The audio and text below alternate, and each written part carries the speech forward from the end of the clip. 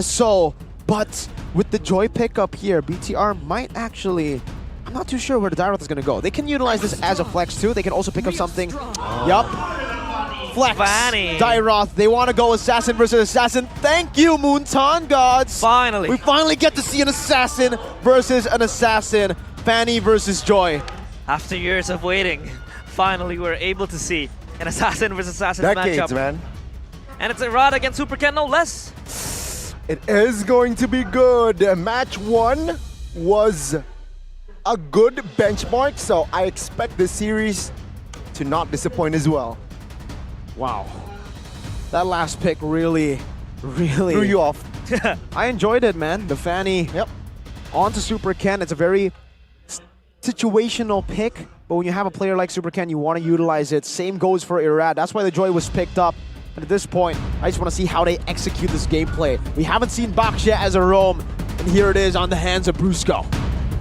Will the robots still become the rabbits of the kings, or will they be able to take over the kingdom? Welcome to the Land of Dawn, the second match of today, RRQ against Bigetron. Who will strike first in the first series? Or the first game, ladies and gentlemen? Will it be the program, the red program, or will it be the Kings of Kings? Starting soon, of course, the jungle. Now, we haven't really talked about the win conditions of both sides of the teams. How do they play this draft specifically for RRQ, knowing that they flex the box, yeah? Well, for BTR, let's take a look at RRQ first. Yeah, you're right. For RRQ, they have a massive advantage when it comes to early game maneuverability. With Octa on the Novaria, Astral Recall grants him a bit more maneuverability. Key flickers early. It seems like the damage will come through. Wow. Irad finding first blood. So early maneuvers. That's the advantage that they have. RRQ already using it very early on, and also really good clear speed because of the help from Brusco. Brusco can utilize the kit to actually go and poke some of these creeps for Irad so that he doesn't lose out against Super Ken in the farming department. And it's very similar to the keys to victory that we did mention earlier. We want to see RRQ stop Super Ken from getting a lead, especially on a pick like this. Oh, Irad will not be able to close the gap just yet. Super Ken here has yet struggling. Find level 4, finally finds a jungle bottom side. Rod is fast on that level 4, of course. In terms of chase, I think RRQ has a lot of chase. They have the Baksha, they have the CC with the movement speed as well, the Joy especially. That is going to be very hard for Bigetron. Now, how do they counter this? It's a snowball comp, so they want to try to take the game as slow as they can through Eman just stalling in this lane. As long as he is able to hold Skylar down just a bit, go even in the lane, it's okay for him. If Skylar gets these turrets and snowballs with this maneuverability that RRQ have in their composition and their dive, it'll be very, very scary for BTR. So it's snowball versus weathering the storm. They have to weather the storm indeed, because this is going to be a long game if they don't snowball. Brusco jumps in though. Oh, let's see, good stun. Lord JM here will not be able to be taken down just yet. Irad in trouble, finds the retry and escapes, but Super Ken finds the cables to take him down. Not even utilizing the cutthroat. That was really good peel from Moreno that we didn't mention. If he does get his hands on the Vixana, he's not as flashy as a lot of other Vixana players, but he peels and covers really well. Oh, top side 2v1. This is unfair. But with the flicker, both marksmen. Eman finding the kill. Now he's in trouble though. With the Astral Sphere, Octa finds revenge. An insane skirmish up top. Thankfully though, it goes good ways for Bigetron. Eman was just stepping up the gas, flickering inside. It was so insane from him. They're going against their keys to victory.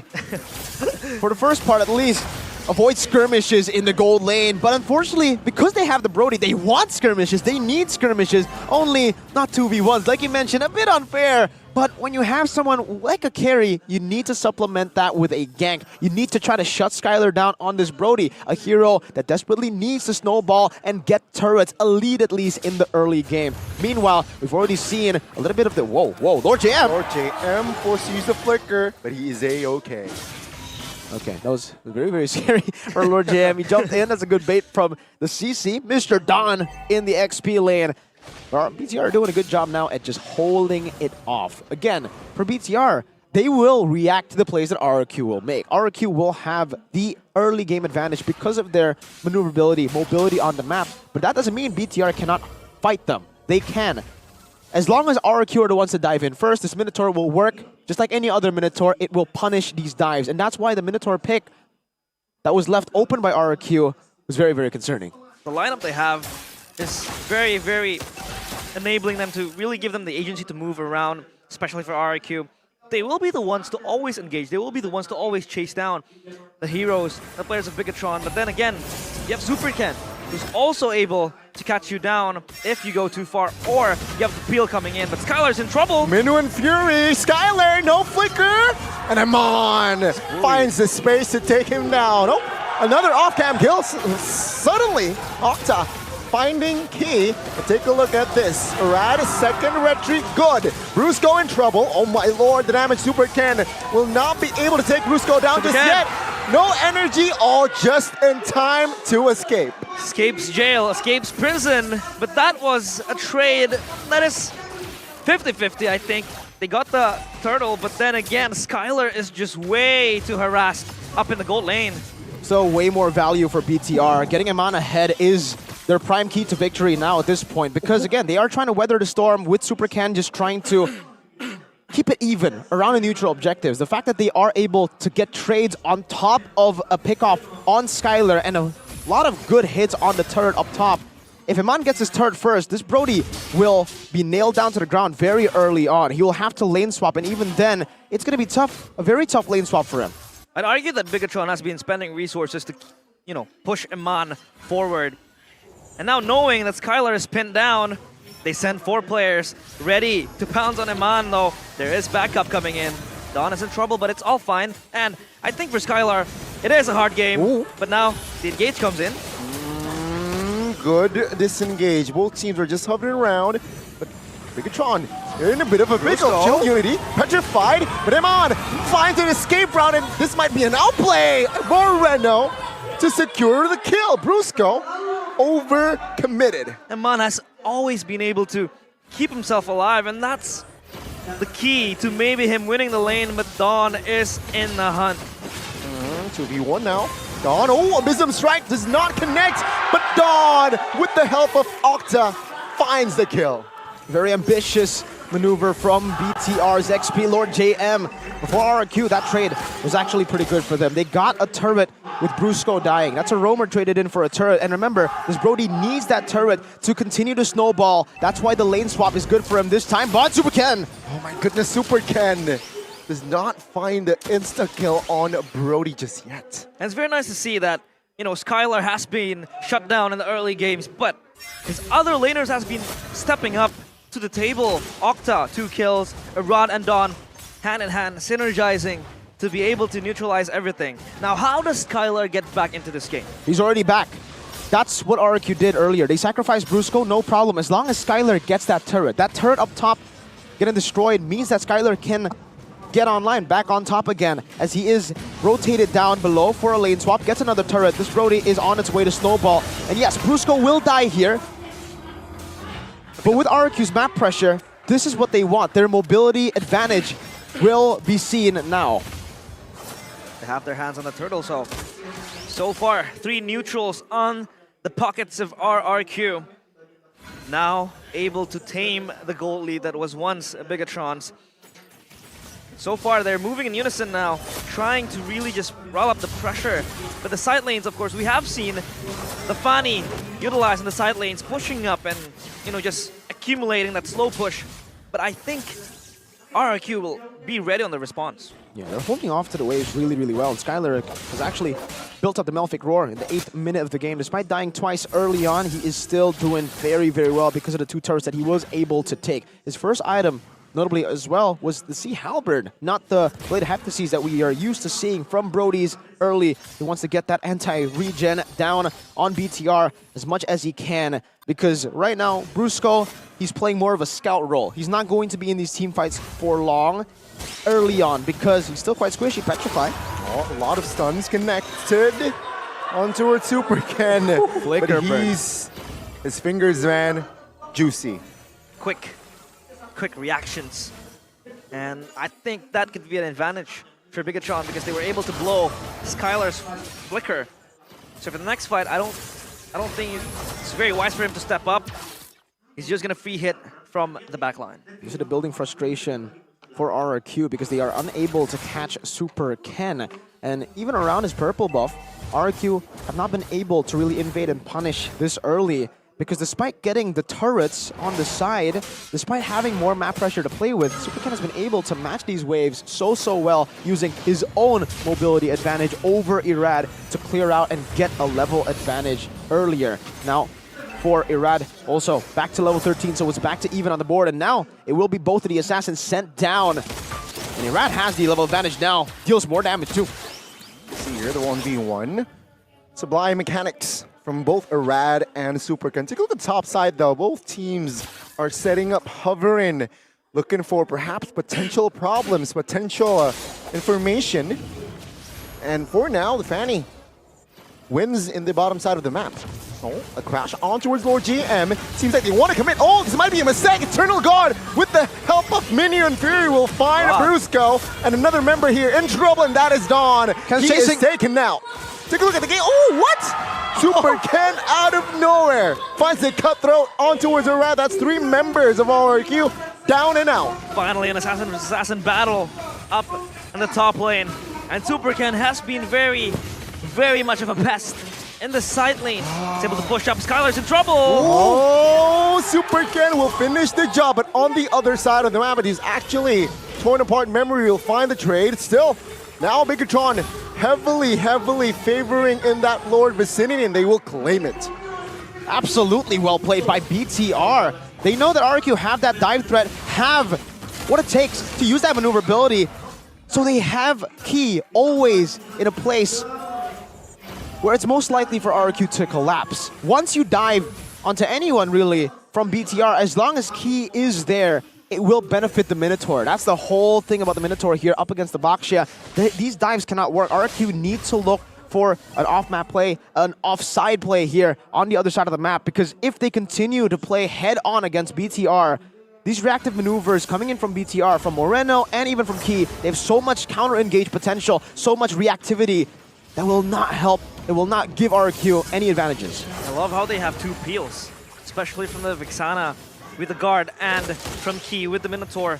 So it's going to be very hard for RRQ to maneuver in the team fights. Maybe they want to play pick-offs where Key is not present in the vicinity. So I think that could be the case for RRQ. But the Lord has been pushing forward. So far they have top prio, bottom prio as well. Super Ken is constantly working on the side lane's pressure. So that's just an extra threat in the hands of Bigetron, using this Fanny really well. Even the Eternal Guard really well too. Oh! Control petrify, but wow! Super Ken made it out! They might go for more. Minotaur Fury is not connect onto Irad, but the damage will. That's a killing spree for Rahman. Bigetron, what the heck is going on? They're just playing it to perfection. The catalyst of that team fight was Super Ken, just flying with the cables. He has been so slick, untouchable in the skirmishes, and he's just making so much space. And now he's up top, pushing up the lanes. They're not stopping this tempo at all. Similar to RBL versus Onyx game 1, and Onyx into RBL in game 2. Literally just trying to force fights as much as they can, utilizing the gold lead and the power spike that they have. Super Ken 4-0-1, level 15. Irad has done a good job at equalizing that level lead, but still, for Super Ken, this damage towards the back, as long as Skylar is not around, a lot of these members will be shredded down. Super Ken, if I take a look back to his items, he has a Sea Halberd, Hunter Strike, Heptaseas, and the Malefic Roar. In the 13th minute, he's full items. The question now becomes, how does RRQ really address this Fanny that's just slowly creeping in, becoming devastation for them? And if we take a look at how RRQ can come back from this... Oh, hold up. Never mind. All good. They're unable to find Super Ken. They cannot catch this guy who's so slippery. Player's gold. Super Ken. Very rarely do we see a jungler up top in the player's gold by Ube's gold. Usually, especially for BTR games, we see Eman, but that's also when Super Ken is not on the Fanny. And now he is definitely utilizing that Fanny pick to get an advantage. You're right. Again, trying to juke out this Uh-oh. electrifying beats. Has the energy though. Oh! The damage! What was that?